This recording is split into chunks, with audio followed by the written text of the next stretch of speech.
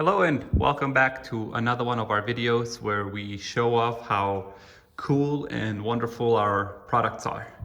And today we have a vacuum bubble leak tester that can be used for both wet and dry vacuum bubble leak testing. Now, of course, for dry, you're not the vacuum bubble leak testing them, you're just vacuum package testing it.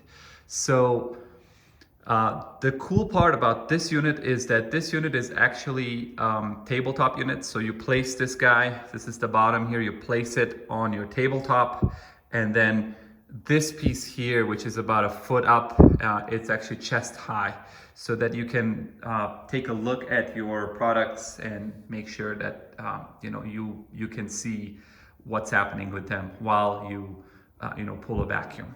So let's go over this unit really quick. This is the same type of a unit. It's the same concept as our unit on lockable swivel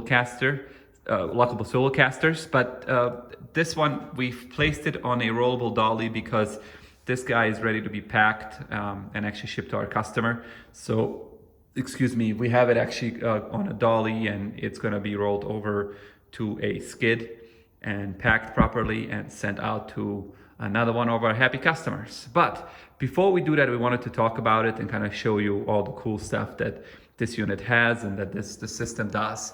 So first of all, this is a acrylic vacuum chamber, this is a vacuum controller, and this is a rotary vane vacuum pump. Okay, so the vacuum chamber has two clamps, 1, 2. It has a lid handle. It has a manual vacuum venting valve. And this, like I always say, this is good design practice to have a manual venting valve to any of your vacuum systems. It just is. And so that's that. Then we have a solenoid venting valve. We have a digital vacuum gauge that we have actually calibrated. Here's the calibration sticker. And then we have a solenoid vacuum valve. So that's that. And then we have, of course, the clamp. This guy has a package restraining mesh that's connected to the lid. And what it does, it keeps the packages submerged as you pull vacuum on them. And then right there, we have a drain valve. So that valve is when you're doing a wet vacuum test, you fill this up with water. And so you don't want to be tipping this thing over. So you have a drain valve that you can connect to a barb and then kind of run this hose out to your sink. And then here we have a rotary vane vacuum pump capable of going to less than, let's say, a torr. We have a exhaust filter. This is an exhaust filter that actually filters any of the exhaust that comes from this pump. And then we have a vacuum pump protection valve that if you ever happen to overfill your vacuum chamber with water and also products, and then you pull a vacuum and that vacuum ends up being pulled into the vacuum line, what happens is that it is going to protect it. And then the cool thing, you guys have seen this before, but this is our vacuum controller. This is our vacuum control module, and what it does, it has ability to actually set a vacuum, set a dwell time, and also set a altitude, same thing, vacuum altitude, same thing. And so what you can do is you can actually test it. So let's do this. I know someone actually mentioned, they said, look, you always talk about it, but you never give us an example. And we have decided to give you guys an example. So let's say this is actually an IV, liquid IV. Not an IV, this is a stick pack, but this is a stick pack and this is liquid IV. This is actually pretty cool. I like this product. This hydrates you, has a lot of vitamins, but I'm not here to sell you guys this. You guys should check this out. We got this from Costco. But what we're gonna do is we are going to test this, and we're gonna test this and say, okay, if this is being transported by airplane and there is an accidental depressurization at the airplane before, let's say, the pilots notice it, and we say, okay, it's going to take, let's say, a maximum of a minute until they repressurize the airplane, cargo airplane. will this package survive? Will this package burst or will it survive? So what we're gonna do is we're gonna say, okay, so let's say the airplane is traveling at an altitude of, let's say 35,000 feet. And let's say before the pilots notice, of course they're gonna notice right away, but until they can do something about it, let's say it's gonna take a minute. So what we're gonna do is we're gonna set a protocol and say, we're gonna pull a vacuum of 35,000 feet equivalent, and then we're gonna hold it there for a minute. And if this package is still in good tact and in good condition and it didn't burst, and we can kind of know if you just do a squeeze test, it's still air pressurized, it's still properly sealed, then this is good to be transported by airplane. All right, so let's go ahead and do this. This is how we're gonna do it. So we're gonna go here. And right now we have a target altitude. This is from when we were doing a QC on this guy. The target altitude is 12,000 feet, and we're gonna go down. So we're gonna go to 35,000. So you can hold this F3 and notice how we're going down and up in altitude, down in vacuum. And we're gonna go to 35,000 feet. So we're about 16, 17. So we're gonna go to about 35,000. 20, 21. So we're gonna set that up. Now, I'm not sure if airplanes go to 35,000. I think they go to about 30,000 feet. But in any case, so here it is. So 28, 29. Oh, we said 30, not 35, not 30. So 30, 31, 32. Here we go. Here we go, 35,000 feet, okay? And we're gonna hold it for, did we say 60 seconds? Oh, I'm sorry. That's the one. So now we have it, hold it for 60 seconds. Indefinite dwell time, no, we don't want that. And max evacuation time is 21. It's off, we don't want to ascend rate, we don't want to descend rate, we don't want to do manual mode. Here we go. All right, so let's do this. Let's get this guy to 35,000 feet. So we're gonna open this guy, and you notice it has a cool, let me see here. It has a cool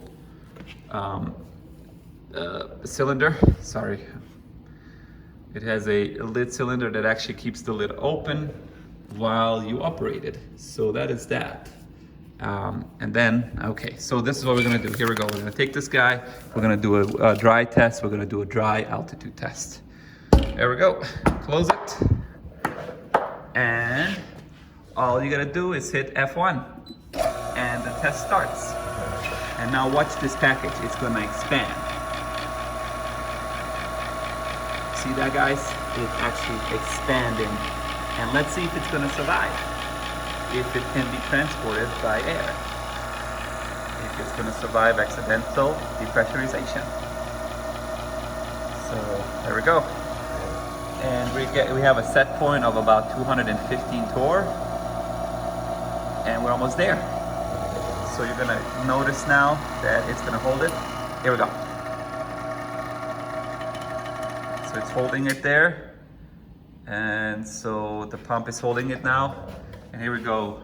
That's the set point. So we're about 193, overshoots a little bit. We can do some, adjustment. But at this point, it's gonna hold it there. And you guys notice that the dwell time is now increasing. 24, 25, 26, and we're gonna hold it there for 1 minute.